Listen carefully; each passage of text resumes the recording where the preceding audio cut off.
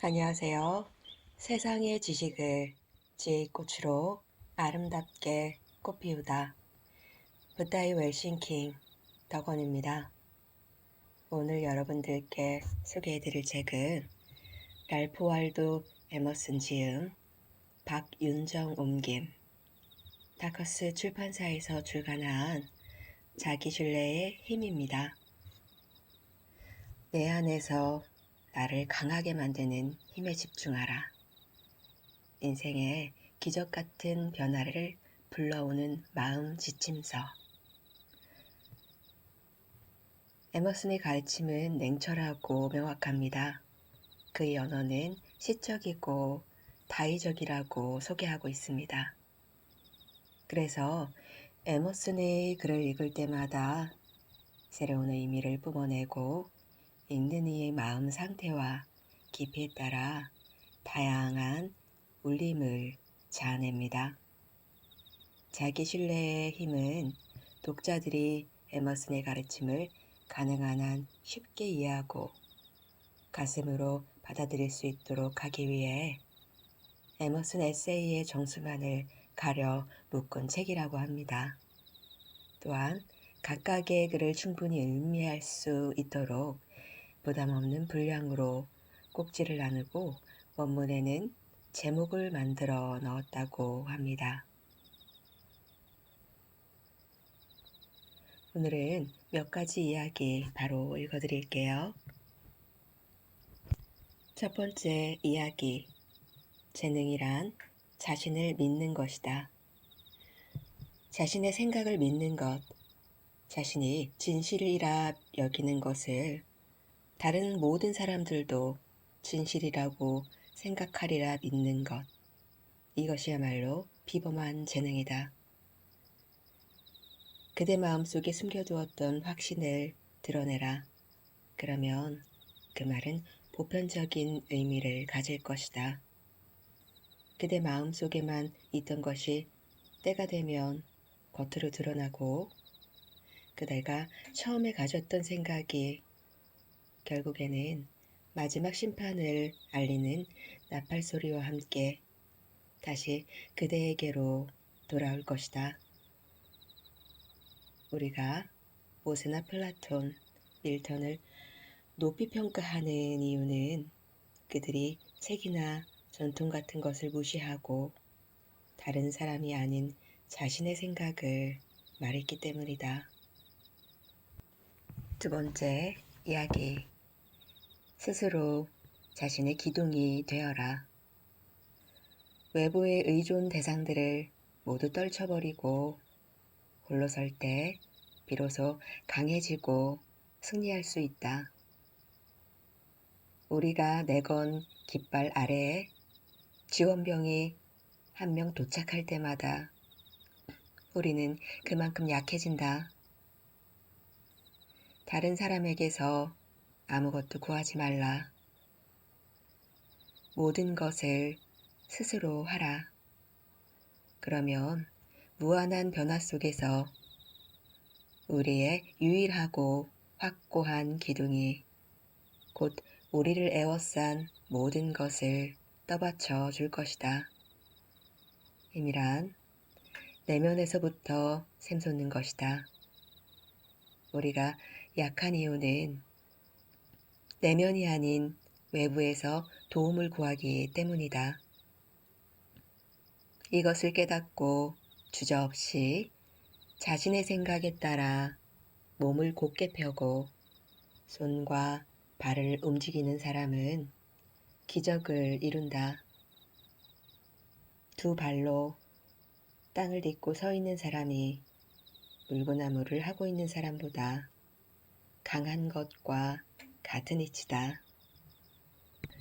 세 번째 이야기, 스스로 주인이 되는 길. 인간의 일반적인 삶의 동기를 버리고 스스로 주인이 되고자 하는 사람은 자기 안에 진실로 신과 같은 자질을 가지고 있어야 한다. 숭고한 마음과 신념에 찬 의지, 선명한 통찰력이 있어야 한다. 그러면 진정으로 자기에게 교리가 되고 사회가 되고 법이 될 것이다. 다른 사람들에게는 세상의 보편적인 법칙이 영향을 미치지만 이런 사람에게는 자신만의 소박한 목적이 강력한 힘을 발휘할 것이다. 네 번째 이야기. 공부가 주는 몇 가지 깨달음.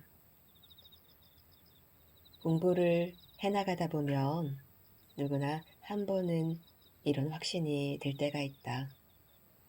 질투는 무지의 결과이고 모방은 자살 행위이며 좋든 싫든 자신에게 주어진 몫은 스스로 해결해야 한다는 것이다. 광활한 우주가 좋은 것들로 가득 차 있어도 자신에게 맡겨진 땅 한 떼기를 스스로 애써 경작하지 않으면 곡식 한 알도 얻을 수 없다. 우리 안에 깃들어 있는 힘은 완전히 새로운 것이다. 따라서 우리가 이 힘으로 무엇을 할 수 있을지는 자신 말고 아무도 알 수 없다. 스스로 시도해 보기 전에는 알 수 없다. 다섯 번째 이야기. 미덕의 힘은 시간이 흐를수록 강해진다.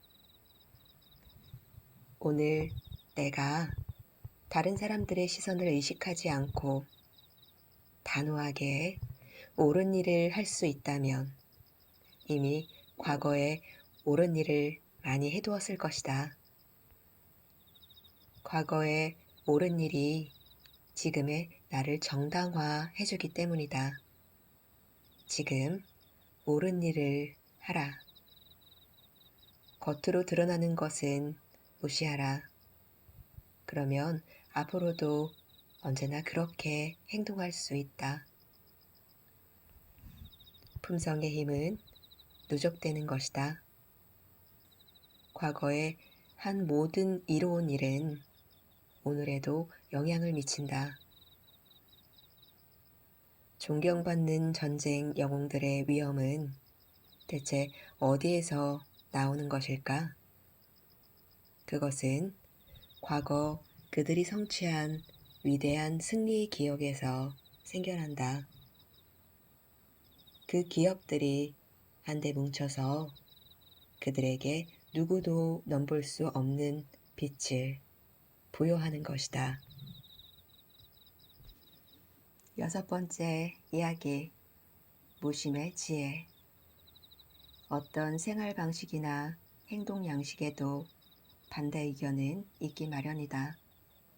그러므로 곳곳에서 부딪히는 반대 의견에도 무심한 태도를 유지하는 건 가장 현실적인 지혜 가운데 하나다. 쓸데없는 생각으로 자신을 망치지 말고 어디에 있든 자신의 일에 최선을 다해야 한다. 삶은 철학적인 것도 비평적인 것도 아니다. 오로지 강인한 것이다. 인생에서 최고의 행복은 자신이 찾아낸 것을 의심하지 않고 즐기는 사람, 세상과 잘 어울려 살아가는 사람만이 누릴 수 있다. 일곱 번째 이야기. 세월이 주는 선물. 모든 것은 매 순간 우리에게 가르침을 준다. 지혜는 어디에나 스며들기 때문이다.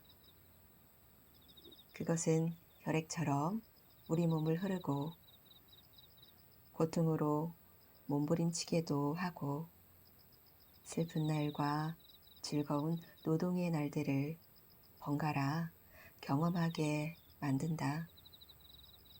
그러나 우리는 오랜 시간이 흐른 뒤에야 비로소 지혜의 참모습을 깨닫는다. 일곱 번째 이야기. 세월이 주는 선물. 모든 것은 매 순간 우리에게 가르침을 준다. 지혜는 어디에나 스며들기 때문이다. 그것은 혈액처럼 우리 몸을 흐르고 고통으로 몸부림치기도 하고 슬픈 날과 즐거운 노동의 날들을 번갈아 경험하게 만든다. 그러나 우리는 오랜 시간이 흐른 뒤에야 비로소 지혜의 참모습을 깨닫는다.